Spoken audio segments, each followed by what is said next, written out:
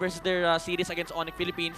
Yung Hylos ni Rene J, this time it's gonna be on the hands of Edward. Pero the same thing will probably happen. Yung problema na may glorious pathway ka na kailangan intindihin for AP Bren. Oh, tsaka makikita natin in terms of late game, early game, actually it's on the side of Aurora. Saktong-sakto dahil meron nga silang Joy. Tingnan natin kung mapipigilan ba ng duo dito ni James Banks and even Shizo ang namamayagpag, ang hindi pa natatalo na kahit brothers. This AP Bren versus Aurora Gaming. Grabe yung freeze.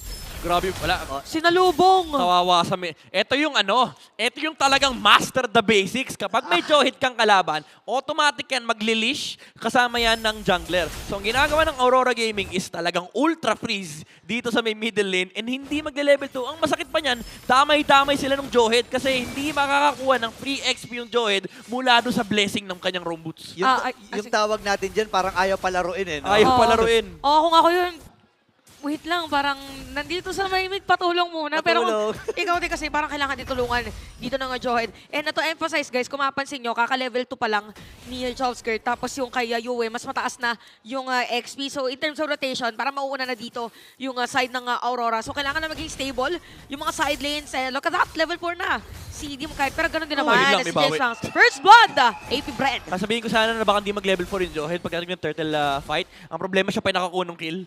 So mas maraming hawak ng experience dito yung AP Bren. Baka umabot pa rin yung timing dito for AP Bren if they're gonna go with Vexana rotating to sa XP. Pero mukhang di ata nila gagawin yun.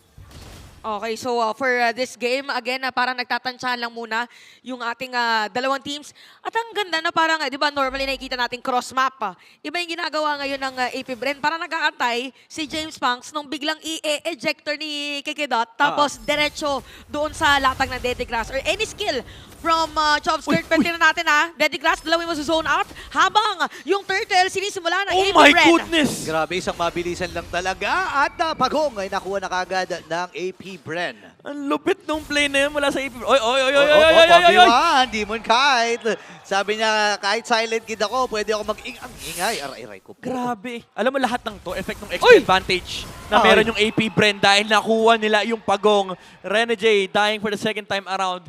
Gusto ko yung ginawa ng AP Bren na nagpanggap na bush si James Banks. Literal na pinanindigan niya, sabi niya, Hindi ako gagalaw, Di ako gagalaw dito. Hindi ako nakikita ng Aurora. Tapos, si Kekidot, kunwari parang, pinaprotekta ko lang yung River. Hindi kami magta-turtle. Hindi kami lalaban. Tapos nung nagpakita si Rene J sa may mid, gusto niya kunin yung level 4, nilish niya yung turtle. ba? Kinuha kagad nila yung Pagong. Kaya nakalamang si Shizu kasi, una niya nakuha yung level 4, nagamit niya yung Zaman Force para ma-zone out yung Granger. So tama ba ang ano dito ngayon ng Aurora naman para medyo makahabol dun sa aggression ng AP Bren is kailangan lang may continuous yung farming ni Demon Kite kasi so far lamang talaga si James Banks in terms of gold para dito sa ating ganun ngayon no? Pag lamang yung isang team pataba lang yung jungle, habol lang yung jungle. Yeah. Ganon din ba ang case para dito sa Aurora? I mean, they have the option of just using their heroes para makahanap sila ng magandang pick-off, like si Rene J, yung magandang flicker. Kaso ang problema kasi nila dito, yung info, hindi nila makita, hindi rin binibigay masyado ni Kekidot. And if nakapwesto dito yung Johid, laging naka-ready rin si James Banks. Kumbaga may connection dito yung AP Bren na naiintindihan nila na, okay, tahimik tayo ng ganitong moment, kaya kanina si James Banks nagpapanggap na damo. Tapos nung lumagpakita na si Rene J, sila actually yung gumagamit ng info eh. So Aurora, if they want to make a play, kailangan medyo decisive din and also kontrolin nila yung information na nakikita nila sa mapa. Tsaka pag nakikita ng Aurora yung Johid, i-make sure kasi nila na walang kasama yan kasi hindi naman lalakad yan ng walang kasama eh. No? Alam naman natin yung kits ng ejector, unstoppable Unless force. iingan niya. Unless iingan yan. Kasi yung smart missile may damage din yan, pre, no? Oo, lalo naka-thrill yung Johid. Napakataas ng burst damage potential ng AP Bren. And if hindi man maisara nung ibang damage, may Soul Saver pa na napakahabde. So ang dami rin concerns for Aurora. Ayun, tinapon yung kabayo. Nagpapanggap na naman na damo dito habang si Yue, tamang poke lang, pero sumipa na rin. Si James Carter, nag-ipon na rin in the Federal mula kay Yue. And James Banks ay nakakuha na ng kill, magiging dalawa pa mula sa The Man with a Million Moves. Pero siya ang ginagalawan dito. Demon Kite nakadalawa din. At napatay itong si Der. Jobskirt nakuha apat. Naubos ang AP Bren. Ito na nakikita na natin ang pag-usbong ng Kite Brothers. Sumakto pala sila yung kumuha ng mga kills against AP Bren. Akala natin lamang na yung AP Bren at the time. Pero oo nga pala, more on single targeting kanilang mga heroes. Kaya naman, Aurora ang makakakuha ng pagong. Score natin is 4-4. Lamang Aurora ngayon in terms of gold, pero very minimal. It's safe to say na pantay na pantay pa talaga yung ating laban. Oh, kaso ang problema ng AP Bren ngayon, hawakan na ni Dominic Ito na, kahit yung kanyang oh. Sky Ayan Piercer. Ayan na yung numero. Ay! Numero na pwedeng lumabas sa mga... Uy, grabe naman. Grabe naman. Ayun, binaril na. Bad Oh. trip. Tsaka hinawakan na rin ni Dominic kahit din yung Torres sa may bottom lane. So medyo lumiliit na yung mapa dito ng AP Bren. Di pa siya tapos, so binabal pa niya, di pa siya makontento. May minigame no, kapag talaga may farsa. And ito naman yung maganda no, para sa AP Bren. Kailangan lang nilang maging worry kung ano man yung mga binibitawang skills dito ng Aurora. Pero si Rene J, ayaw talaga Ito yung sinasabi mo kanina, Midnight, kapag may show talagang tatambay at tatambay lang yan sa farm ng kalaban. Oh, yan yung mga favorite na Space ginagawa lang ng mga Cho user, yung shumushun po sa harap mo Oh, for tapos first yung kill. yung parang konti-konti mong igagalaw yung Ayun joystick. lang. Ayun na, nakakuha nga lang ng kill. Si Shizu against Dominic Kite sa may bottom lane. Okay, ngayon ay medyo tatahimik ang laban na ito. No? Medyo mahaba-haba pa ang ating dadaanan, lalo na sa AP Bren. No? Na akala natin kanina nung first 5 minutes ng laban, sila ay magtutuloy-tuloy Oo. dahil dun sa kanilang ginagawa. Pero ang ganda ng pagbawi din ng Aurora. And kailangan ng presensya talaga ni Der dito sa laban na to. Oh, ngayon for AP Bren, kailangan naman nila mag-convert into objectives kasi so far hindi pa nakakasira ng Torre dito yung AP Bren. At totoo yung sinabi mo dito na somehow medyo tahimik at kalmado yung ating laban. Pero kung titignan mo yung information na, para naka-ready anytime for a 5v5 yung AP Bren dito na medyo delikado kasi the more na nakakapag-farm dito si Dominic Kite, actually even si Demon Kite, nakakapag-farm din dito sa may bottom lane. Gusto ko lang din yung yung position na tinitake dito ng AP Bren. Di rin sila masyado nagmamadali, honestly. Na parang kailangan magamit nila yung Jawhead, kailangan makahanap sila ng pick-off. Kasi ang laki din ng punish ng Aurora.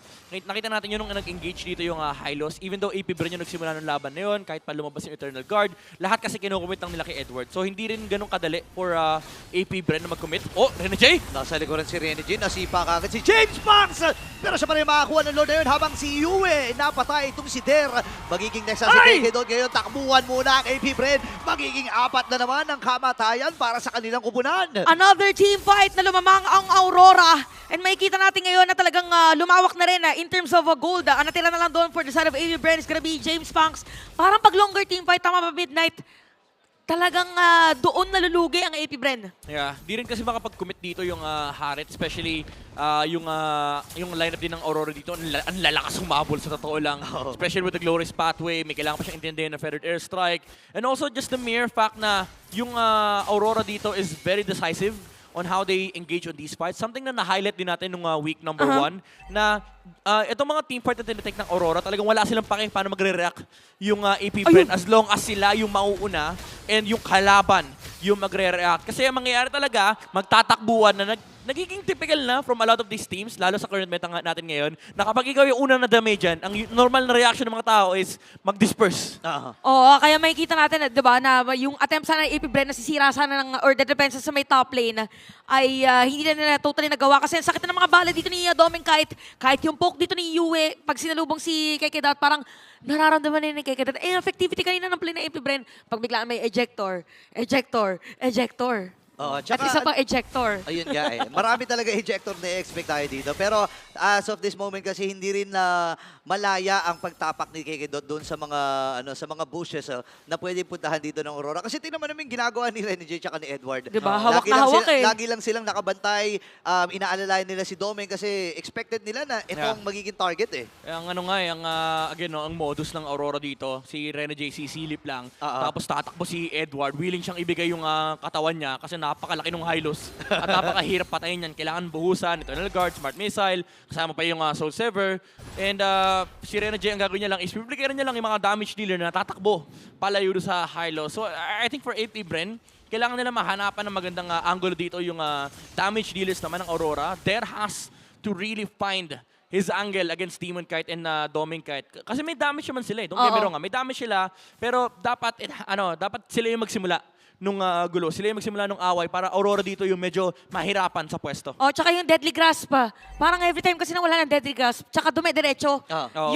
yung Aurora. So kailangan, ang sinasabi natin dito for AP Bren, kailangan yung learning of skills, yung paggamit ng kanilang mga skills ay kailangan maging on point. Grabe. Pero tinati ko nga papayagan na dito ng Aurora. Ang sarap tignan nung ganyan, no? Yung nagla-lord, yung Oo. di kita lahat.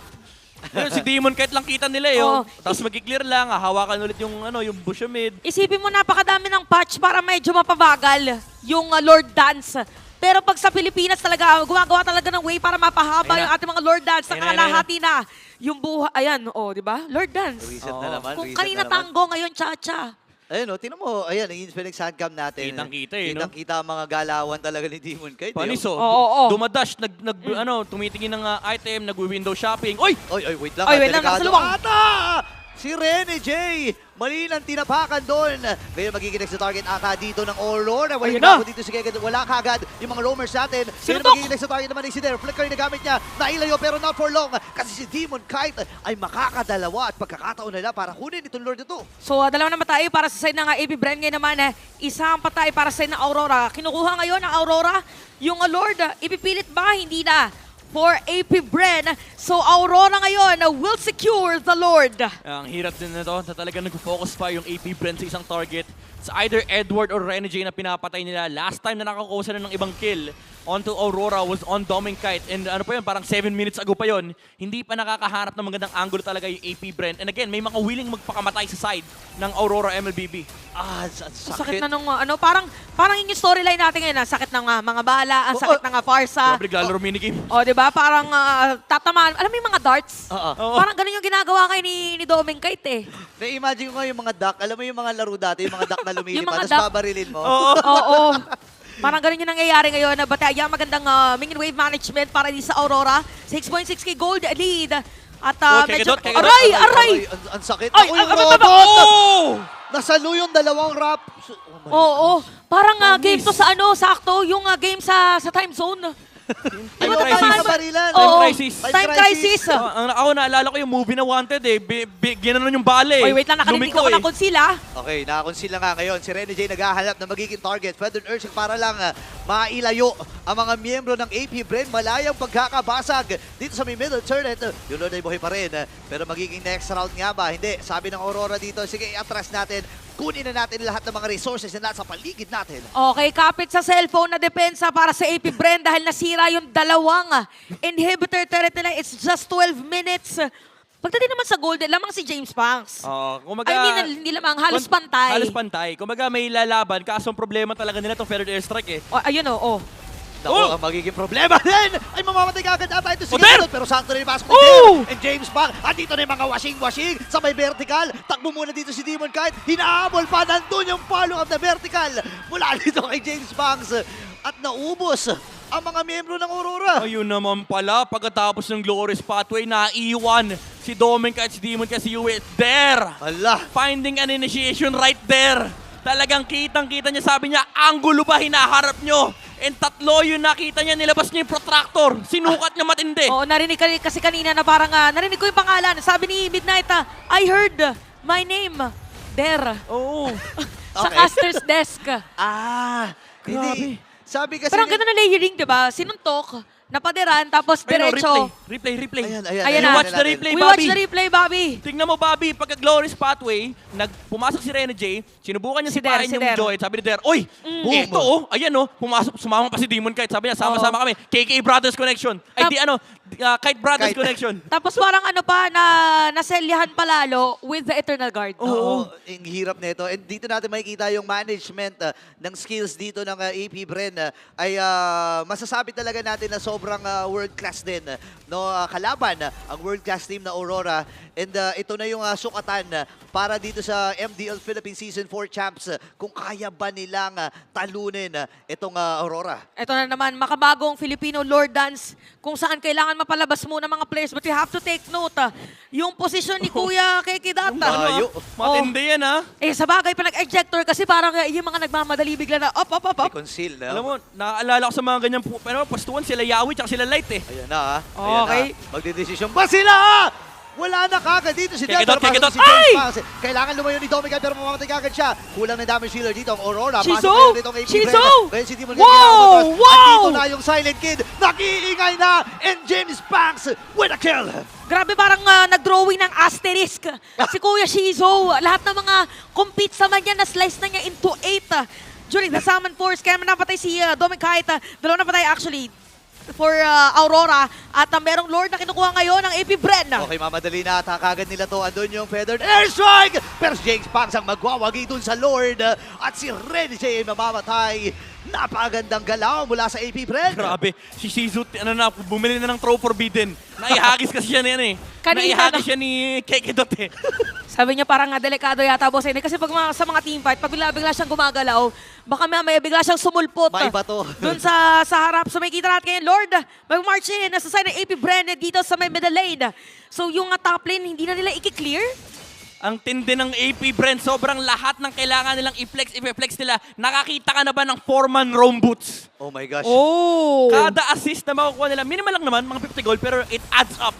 Oh, hinahabol na nila. Pero ito nakikidat, ginamit yung flicker habang si Edward naman nandito sa harap. Pag ginamit with the crowd. Hindi niya naabutan. Ngayon, pop yung immortality. Kekidot kailangan matras pero nawala na kagad si Shizu. Kekidot as well. Takbo muna dito si Der. Pinagpaparis si Demon Kite. Uy! At Uy! pumasok din si Yue. Ngayon sakto rin yung tulak at yung jab mula dito kay Der. Kailangan niya tumakbo. May mahabulang nagaganap. Makakacycle Hinahanap na dito yata. ng Aurora si Der. Pero si Renny Renny J. J. Okay, si Renny J. Naghahanap pa rin ha. Jit Kondo doon sa isang bush. Okay. Hindi na niya kita. Sobra naman ang ating week to day 1. Sobra naman talaga to. Oo. Magkakabigayan talaga. Akala natin kanina, 5K gold lead yung Aurora kanina by the way. Ngayon, lamang lang ng 400 pesos dito yung AP Bren. O 200 na lang. Tapos, yan, napunta na sa kanila, Oh, 8 8 pesos. O sige, dumodoble. Pero ito mga kinagandahan. Tingnan natin kung madedepensahan ito ng AP Bren. Okay, buhay na rin si Kekidot. Same with Shizu. Kaso Granger sila Oh eh. my gosh. Naka-Granger sila eh. Hindi Okay. sila makakapag-base lock. Sa lahat ng mga nanonood, alam ko kanina nyo pa ito ginagawa. Inhale, exhale. Kasi rinig na rinig natin yung sigawan din ng mga tao. And for AP Bren dito, nakikita na natin na yung isa sa mga nagpapahirap against Aurora is Shizu. We watch the replay. Bago natin i-explain, we watch the replay. Sige, we watch the replay again. ang tindi. Tingnan mo yung taunt ni Renny J. Ayun, Napa-winter oh. crown. Si Chobskirt, hindi niya kinasa yung huling Jeet Kundo. Tapos dun nang galing yung sipa dito kay Shizu. Wala rin kasing purify yung Harit nung time na yun. May pump fake na ginagawa si Renny J. Kaya na-bait din yung AP Bren na hindi sila nakapag full commit. Honestly, dapat binigyan nila yung Chow nung nakita na nag-conceal. Pero di mo rin may sisi kasi medyo nakakatakot nga din naman yun eh. Sinabi na natin kanina, yung Chow kapag kumasa ng dalawang Jeet, Hindi mo alam eh. hindi mo talaga alam Kanina eh. din, dun sa may bottom lane, di ba inanap pa tayo ng Jit? Kun? Do sa bush. Yung pala yung pangalan noon, yung isa, yung Jit. una Jit, Jit Kun. yung pangalawa Do. Okay, yung pala yun. Alam mo, yung mga ganitong moments, sabi na nga ni Chantel, mapapakapit sa cellphone eh. Oo, lahat na. Tayo kapit sa TT Racing eh. Oh, sabi nga nila, if you are someone that dreams, Tito Racing has your back. Oh, ayan na. Eto na, has your back talaga. 750 stocks para kay Domeng Kite. Napakaraming raps din yan. Literal na umuulan ng bala para sa Aurora. Pero alam mo, kailangan nilang intindihin kailangan nila i-reset yung sarili Sige, nila. anong iintindihin natin? Kasi kanina, sinandwich sila ni Kekidot. So again, information is very vital for Aurora Gaming right now. Kasi hindi pwedeng maulit yung nangyari kanina na even though Na napatay malilikot, kagad na no? si Der, nung inikutan sila na Johead, nagkagulo-gulo sila eh. Parang, ano Si ba, lalaban Domeng ba Kite tayo? tinakuha kanina eh. Naiipit yung Granger. Kaya kung makapapansin nyo ngayon, nasa si Domeng Kite? Nandun sa may Nasa likod, likuran. nasa Wala na likod. siya dun sa may gitna. Ano yan? Benny Bush. Benny Oo. Cutie Bush yan. Benny Cutie Bush. Ito ganyan na. kalalim ng marksman. Ayun lang. Okay. Ina-chain kabayo. Bibigyan ba ng lahat yung buhay? Oh, walang airstrike ha? Walang airstrike. Lalaban ata sila dito. Feathered Ursa na pop. Same with the Glorious Pathway. Mula dito sa Team Aurora, may mga ultimates na nagamit. And kompleto pa ang kits. Oh! Pero ito na, yung kukompleto ata sa laban ng AB Bren. And this time ay si Edward. sipa din. Ay namatay din ngayon, napasipa na. At Domeng Kite ay Oh my nakakuha goodness. din ang kill. Grabe yung palitan na talaga nakikita natin ngayon. Habang nga nangyayari yun, nag-clear na minion wave si Demon Kite dito sa may gitna. Pero kung ikaw AP Bren, kasi pag gumagawa ka ng play, parang ang hirap din kasi kailangan may consider, wala yung dalawang inhibitor turret. Yeah, kailangan mo mag-depend talaga against sa Aurora Gaming. I would say mas malaki yung trade na nakuha ng Aurora. Pero nasa Lalo what's pat nahuli nila yung secondary catch ng AP Bren nung nawala si Der. Pero ang layo Aray! Kahit, Okay, Oo, pero umabot. What a nice defense with the US Feather. Strike! Oh my gosh, ang sakit na ng mga bala! Shizu! Mula dito kay Domen Kite! Kaya si Shizu ay makakasayaw. Nakapatay na rin ang Shizu! Shizu! Shizu! Si Shizu ay nagwawala na! The Silent Kid, ladies and gentlemen! Apat! Actually, tatlo lang ang namatay dito sa Team Aurora. And Edward Mid ay lane. nabuhay na. Pero mga minions doon sa may bandang gitna, Lord ay hawak nila. Ayaw nila pauwiin! Ayaw pauwiin si Rene J! Pinipigilan talaga na nila. Mukhang ito na ba? Tingnan natin kung makakadepensa si Edward. Ako ang problema, ilalaban pa nila ito. Matagal pa masyado yung buhay ng ilan sa mga miyembro dito ng Team Aurora. At Oh, andito no! na yung kanilang mga minions. Ready na mag-base lock ang mga bees. And they will take the game number 1. AP Bren with their first game win against Aurora. Kita natin yung celebration nila Coach Pacbet, nila Coach CJ, nila Angelo Kyle, even the Bees inside the venue. Grabe. Hindi ko na, kung tatanungin ako kung paano i-describe ang week to day 1, wala na ako sasabihin. I am speechless.